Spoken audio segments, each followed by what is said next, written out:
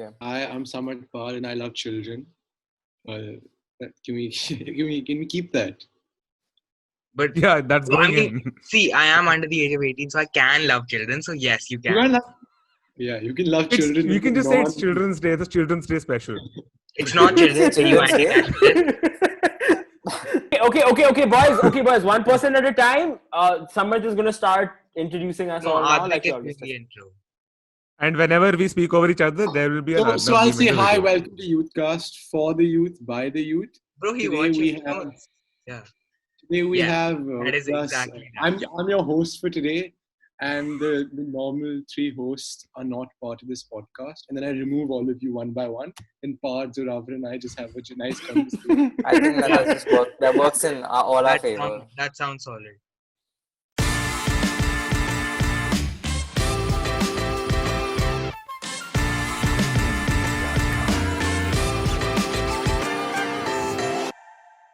Hi everyone, welcome to YouthCast, for the youth, by the youth. I think I got that right. Today we're going to be talking about the elections, but like in a more general manner, the 2020 American general elections.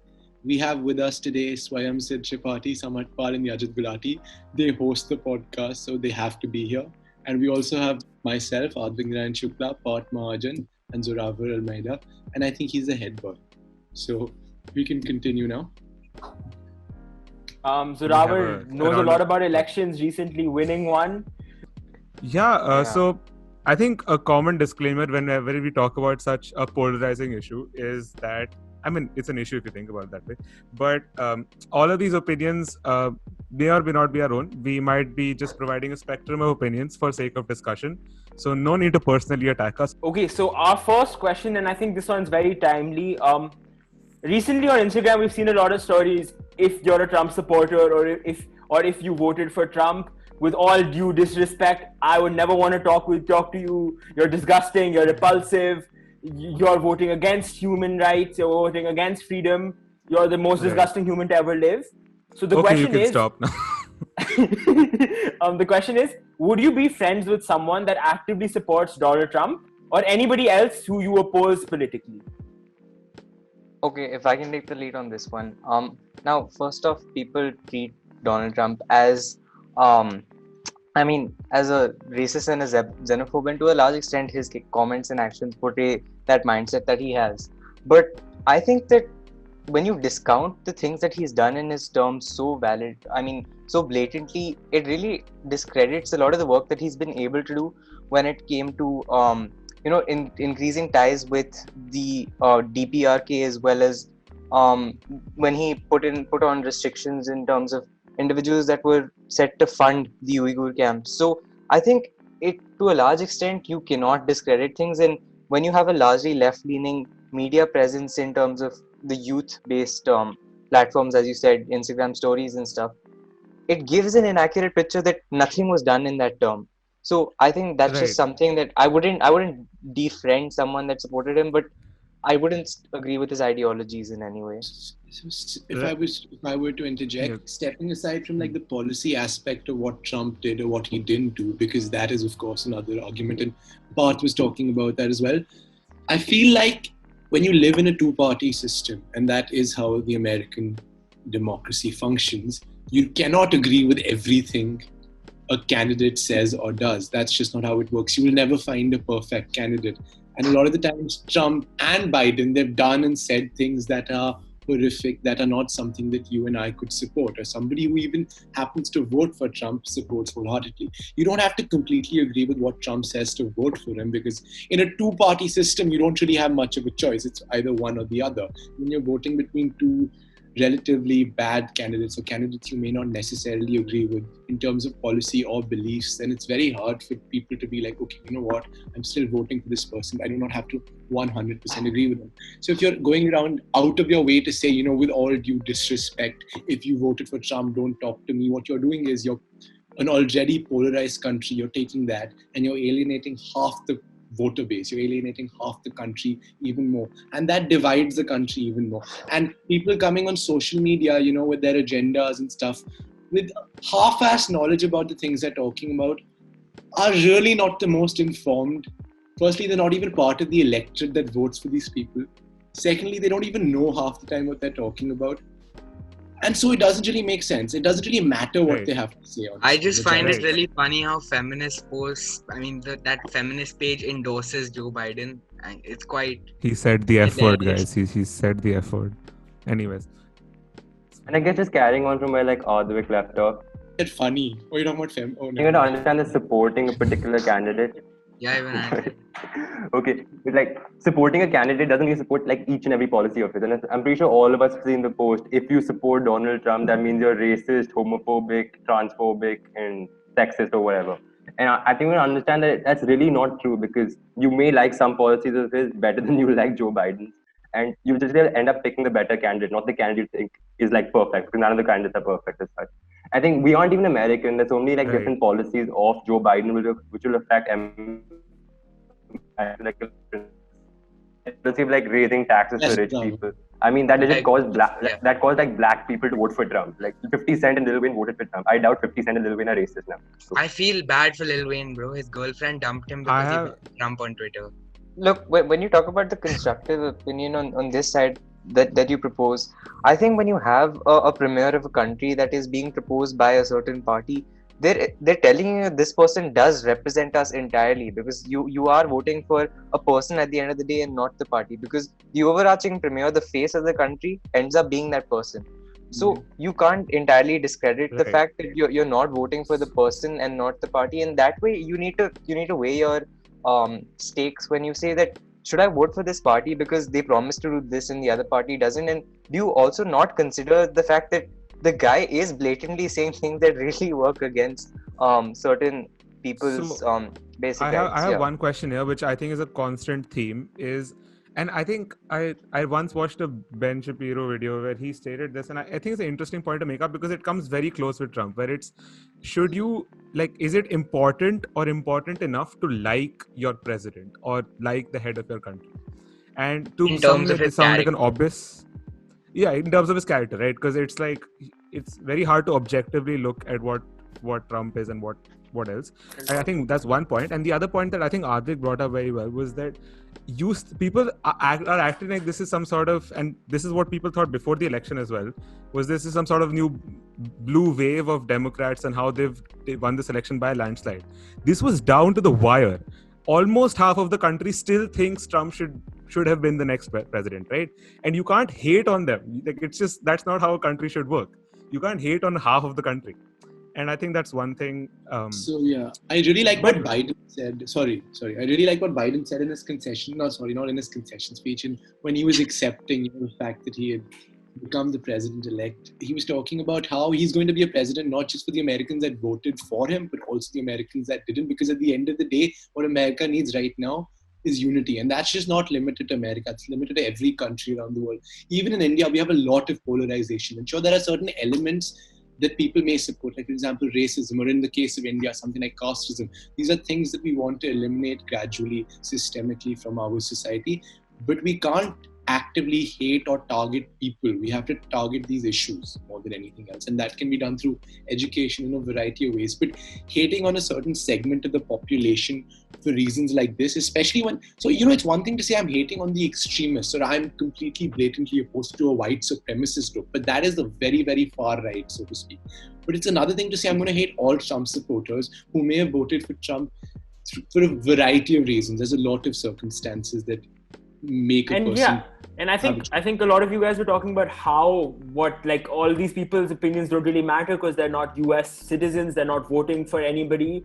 But I think what it does is it just disenfranchises a lot of people who lean right on the political spectrum, to the point that they're afraid to speak out, because if someone is saying you're not going to be my friend anymore, or I'm going to blatantly go out of my way to ruin your life if you support Trump, you become afraid of showing any sort of conservative ideology, or you become afraid to voice your opinions in general if such a terrible environment exists.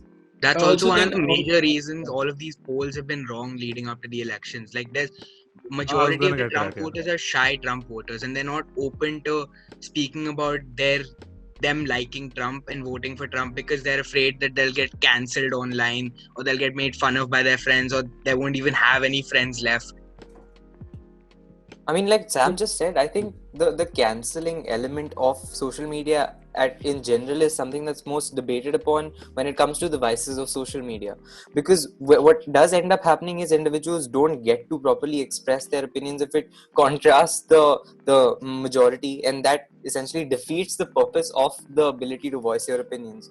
So in that regard, I don't think that when you have, like I said, you don't really completely agree with everything each candidate says unless you're very far right or left. But what you do need to do is, as a general, understand what that individual is doing for and, more importantly, to your country. So that is what you should keep in mind while voting, I think.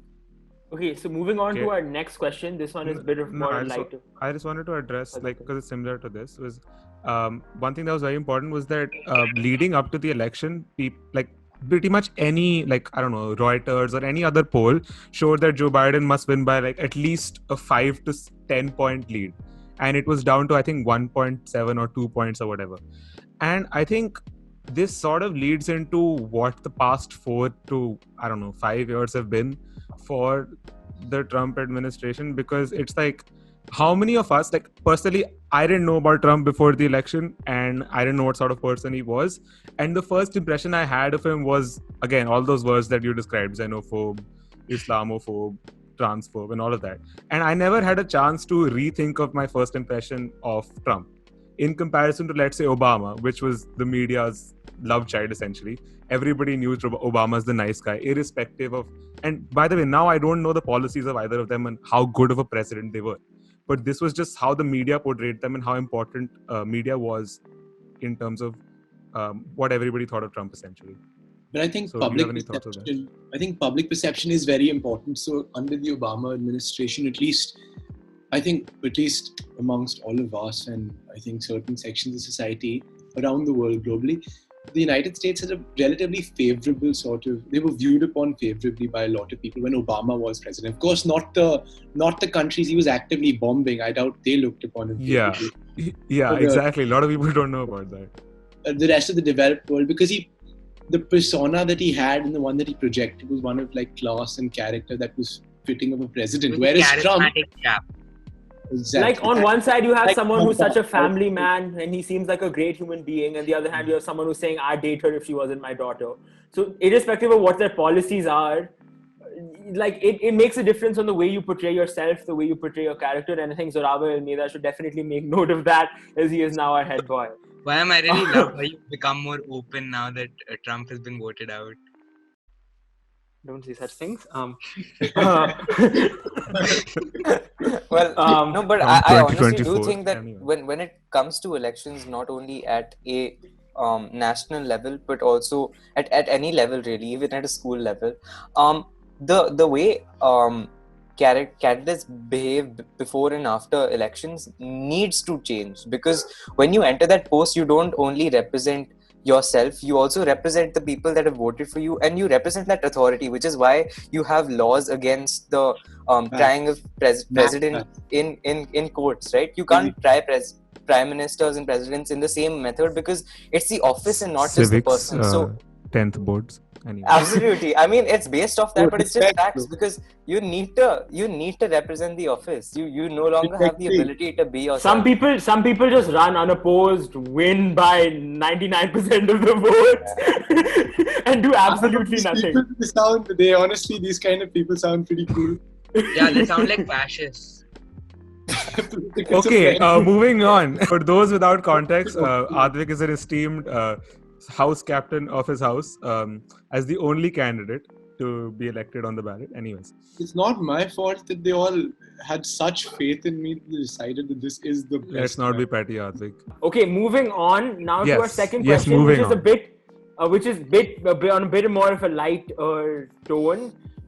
Kamala Harris is a woman of Indian origin. She has her native village in South India. Why is that of light tone? Okay, fine. Whatever. Carry on. As an Indian, how does Kamala winning make you feel? I think she represents the US playing the Indian card like a year or two. Someone mute him.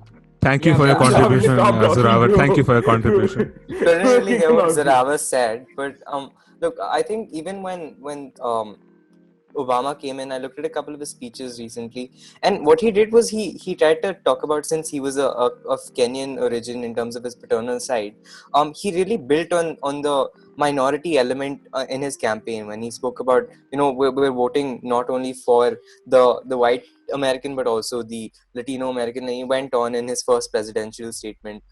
So I think that has, to a large extent, especially in the recent climate of the George Floyd protests and all about minority rights, I think that has helped her image. And in her speech as the opening address, it was very apparent that she did recognize that she had a huge lobby, not only amongst the minority supporters but also women candidate supporters. So as the first woman vice president, I think that's something that really, I mean, it's a good precedent at least that other individuals are getting more representation, since the last two candidates in major posts have been of immigrant origin. I think minority representation is actually super important. The reason, Obama also appealed to a lot of voters is because when you're tired of seeing, the same white man day in, day out, in the office of the president every single time. Of course, I mean, they are the largest demographic, but it's important after a point to also have a certain degree of representation that's reflective of, the breakup of race in a country. So for someone like Kamala Harris, of course, she does talk about race and she talks about how she's a woman, but it's important because that does appeal to her voter base, that does appeal to a section of the population, and it's important for that to also be heard. So I agree with Parth. Yeah, for sure. Anyways, identity politics isn't like a partisan thing. Everyone plays identity politics. We all know that. This happens in India as well, where they like specifically pitch candidates from certain communities. No, but to be clear, I'm not saying that your identity should dominate the discussion. Like, you shouldn't be voted in because you are a woman or because you are a person of color. You should of course. Yeah, but identity, like, so to speak, does play a big hand. It does play a role. But in India, for example, when people use their communities as a way to establish a vote bank, too many communities in India for that, dude. Yeah, so they're doing that. No, nobody wants that. Anyways, no, but one thing, I don't know if this is a common, like, I get that it breaks a glass ceiling that many thought for a lot of categories that she represents, right? For a first women vice president, Asian American, she's partly African as well, women of color. Yeah, exactly. But I don't know how to put this, but essentially... Sorry, Zorawar. Zorawar, feel free to stay. But I don't see, like, as Indians, I don't want to sound offensive here, but like, she basically, like, her family went away to the US and she's essentially it's the same thing when we feel when Sundar Pichai comes on. He left India. It's literally like he's not representing India, so to speak. She's not representing India. She's representing Indian Americans, which is what. He's just from India. Look, I think when we talk about 8th grade, since a majority of us non-IB students' information comes from our textbooks, 8th grade brain drain theories as we learned them. Wait, cut this out. I meant like our syllabus is like. We're not gonna cut this out now. Now that you said not cut this out, then. When you tell me to cut something out, I don't cut it out. Yeah, that's. This is scammy. No, like I know it's not technically brain drain purely because she left when she was quite young, I assume. But like, her father was a biologist who left, so that's brain drain. It's brain drain. Her father was Jamaican. She didn't leave. Her father was Jamaican. Yeah, she didn't leave. She had to be born. Wasn't she born? Okay, one sec. Everyone stop talking. Zorawar, just mute and watch us for the next 10 minutes. One person speak now. Yeah, sure. Aadvik, go on. Okay. No, Parth, go ahead. I'm just checking. No, please. Right. So, I mean, drawing an ode to the theory of brain drain, essentially, when you talk about these individuals that seek better economic employment, and can you really blame them when you talk about Sundar Pichai, even as you just said? A lot of us go to American universities or target the same. I'm sure several of us here are looking to the same because we recognize that there is a significant economic incentive in moving to those countries, and that's why you can't really blame these individuals, not only because of that, but there are numerous benefits of remittances and the aid that comes in terms of my point being, it's not exactly I get their village, like their village in Tamil Nadu, I forget the name right now. I get they're celebrating, I get that, but I don't see, as Indians, I don't see the particular need to celebrate. Also, I feel like a lot of people mistreat it as in this will lead to better foreign policy with India, which is just not how it works. I do think that when you have, I just think this would play in the mind of an individual, even if it isn't their country's specific policy. If you have, as an Indian American, she herself would to a large extent have at least some connect with individuals of the community in India, right? So even if it's not on a policy basis, on a level of ethnicity, I think to a large extent it wouldn't play a dominant role in your mindset, but it would be something that in the back of their mind would allow some it would play a role in my opinion. Please give us visas, please. That is what all I know is we all want it. Yes. All I know is they're definitely not having any 400,000 people filled stadium with Namaste Kamla and we may make an Amandamand anytime soon with the Joe Biden administration. As I said, much more open. Also, speaking about politics, we have Zorawar, our first half Portuguese head boy. Yeah, of course. Oh, that's brilliant. Zorawar Wilfred, you mean to say? Zorawar Wilfred, yeah. Isn't there a Brian also in there? What? No, it's Zorawar Wilfred and Maida Singh Smith. Oh, okay. Smith Singh. I don't see the difference. Story, but I can't share it on a recorded podcast. But I will share the story with you later. Sure. Also, just quote a good. Zorawar, just stop dying, man. Just stop dying. You're here for early access at this point. I don't think he can hear us properly.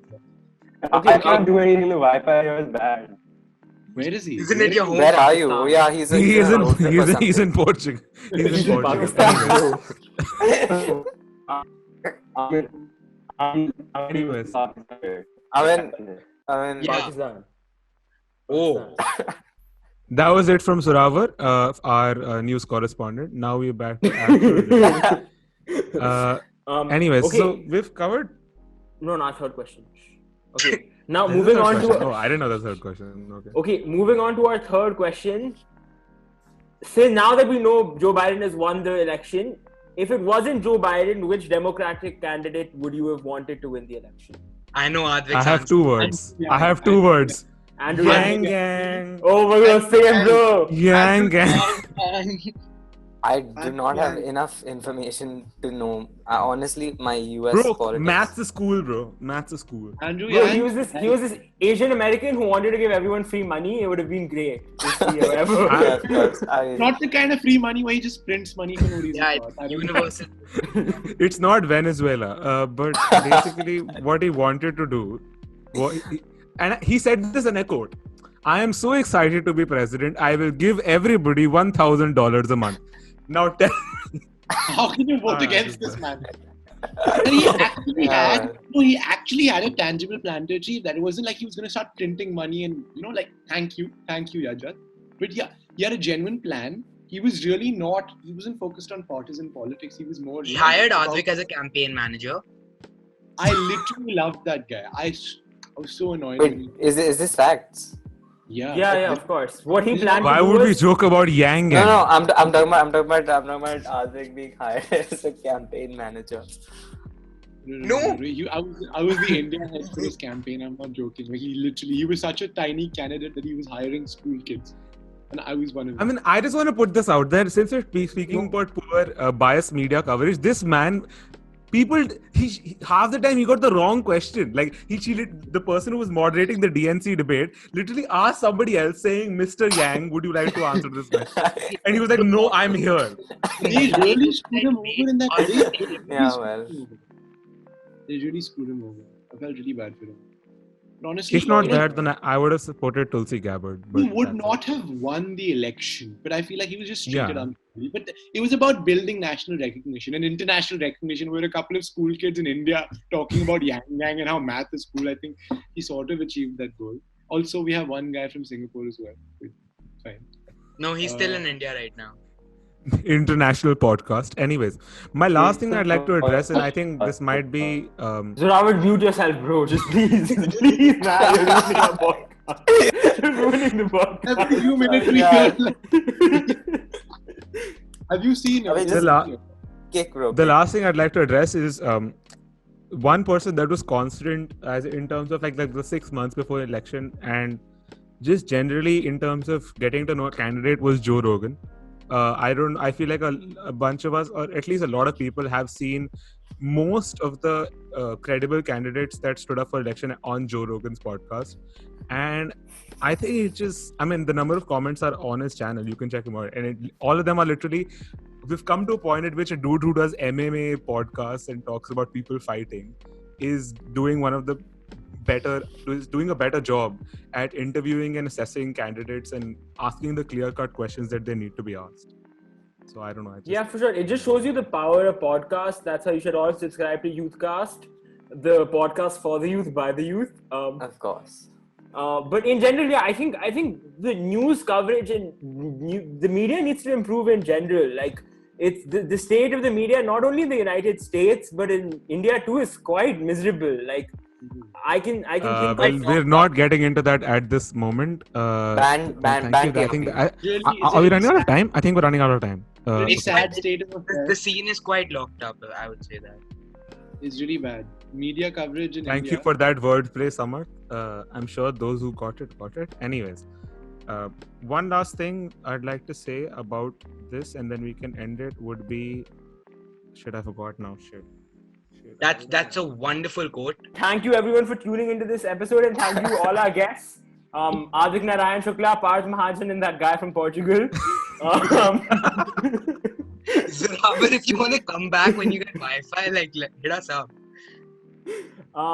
But yeah, I think we all. Even the gorilla and I think we'll be having Zorawar on future podcasts for sure. I don't know about the other guests. But that will be there. Yes. No, I want the other guests also. They're very nice. I hope they had a profound experience, and I hope you guys like this episode. We'll see you guys. Oh, what were you guys telling me? You're gonna kick out Swayam next time. What do you say to me? Right? I love you, Swayam. I love you. I'm coming to your house tomorrow. Okay, come. This will be in the cut. Thank you, everybody.